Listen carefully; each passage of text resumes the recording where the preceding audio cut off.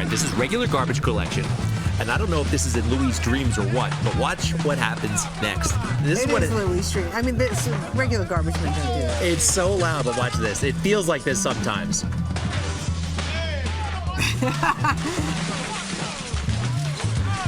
They're actually coming into your home. It is one of the loudest noises in New York, a garbage truck in action. And the sanitation workers, by the way, they do a great job. They really do. But should they tough job. Should they be doing their great job at a marine transfer station on the Upper East Side, right next to a major playground where kids play? You are looking at the new marine transfer station that's being constructed on the Upper East Side. You see those orange cranes?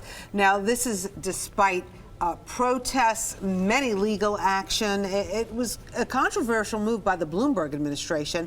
The Mayor de Blasio's office is still encouraging. Now, a marine transfer station, what is that? It's essentially where the trash goes and then it's shipped somewhere else. So when did they start doing this? You know, we used to send our trash to Staten Island. All of it went there to Fresh Kills landfill. They ran out of room, and now it's up to each borough to figure out what to do with its own trash. And there have been many ads, and they're targeting the mayor. Mayor Bill de Blasio has a dirty little secret. Just because we're minorities and we live in public housing doesn't mean that we should get treated any differently. De Blasio is building a garbage facility on East 91st Street, just 300 feet from two public housing developments. I believe we are forgotten. I believe that we are overlooked. My big concern is the children. There's a lot of children here, and we got a daycare center here. Mayor de Blasio, this is wrong, and you know it. Interesting. You know, I always thought the Upper East Side transfer station was about, it shouldn't affect rich people. But here we have middle income, even low income people complaining about it. Let's bring in two experts. Rosanna, you've been following this very closely. I have. This morning we have this screenwriter and writer for sciencedebate.org and Huffington Post, Matthew Chapman. He advocates against the building of the transfer station. Also with us, Gavin Kearney. He is he's from New York Lawyers for Public Interest, NYPIRG, and he, generally speaking, is in favor of the new guidelines for each borough to take care of its own trash. Gentlemen, welcome to Good Day New York. Thank you. Matthew, let's start with you. Do you live on the Upper East Side? I live about a mile from the dump. It won't affect me. I'm on a street that the trucks will not go down. So why are you speaking out against the transfer station? Well, I'm an environmentalist. The last two films I wrote were about environmentalism. My whole family comes from science and nature. And I was walking along the river one day on this, I think, public park. It's a park. It's New York. It says New York City Parks on it. And there is this thing that you can see on TV being built right against the park. And more disturbingly to me, right opposite public housing. 2,000 people living in public housing, right opposite that. I mean, you can throw a stone from the public housing to that thing there. Next to it is a children's athletic facility where 34,000 kids from every borough in the city come to play. And they will have to literally cross, over the path that the trucks take to get to the garbage dump. So there's going to be hundreds of thousands of child truck intersections every year. It's the absolute opposite of Vision Zero. Gavin, a lot of folks agree with Mr. Chapman. Sure. Well, the reality is that we create 35,000 tons of garbage every day in New York. We would all love to live in a world where it disappears the second we decide we don't need it. We don't live in that world. Today, we've got 3 communities that handle 75% of New York City's garbage. North Brooklyn has 15 transfer stations. The South Bronx has 9. Southeast Queens has 5. They handle way more waste than this facility ever will. This facility will get garbage from 4 community districts in Manhattan. But Gavin, let me ask you, is there no part of Manhattan, an industrial part of Manhattan, that does not have a children's playground next door? Now, my kids are older. My kids used to go to Asphalt Green all the time.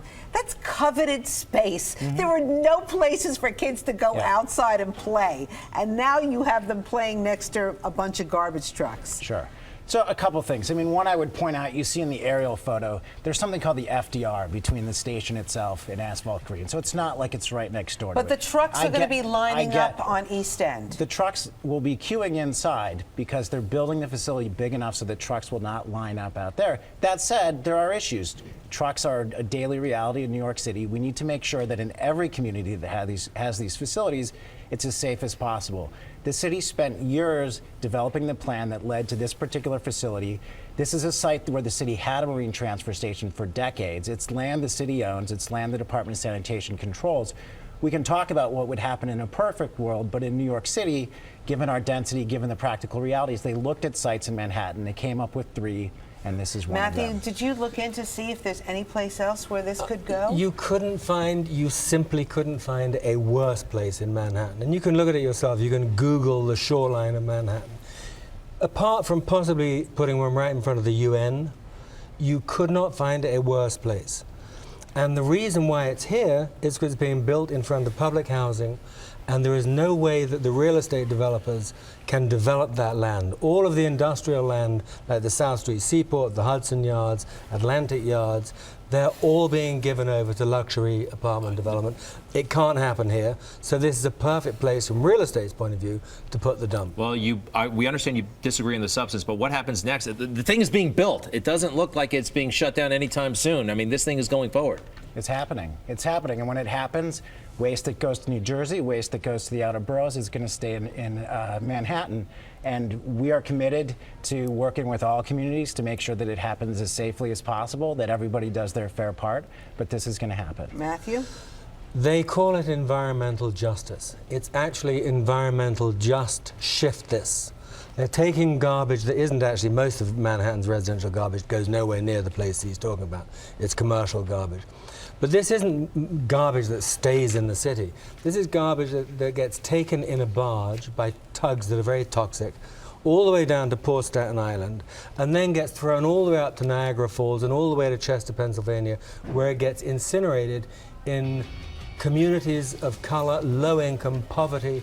It's not solving the problem in a real sense, it's just shifting it. It's disgraceful. In the meantime, let's recycle more. Seriously, that's a takeaway. That is the absolute That's solution. a long-term solution. Yeah. Thank you so much for being here. The conversation continues on our Facebook page. Be right We'll be right back.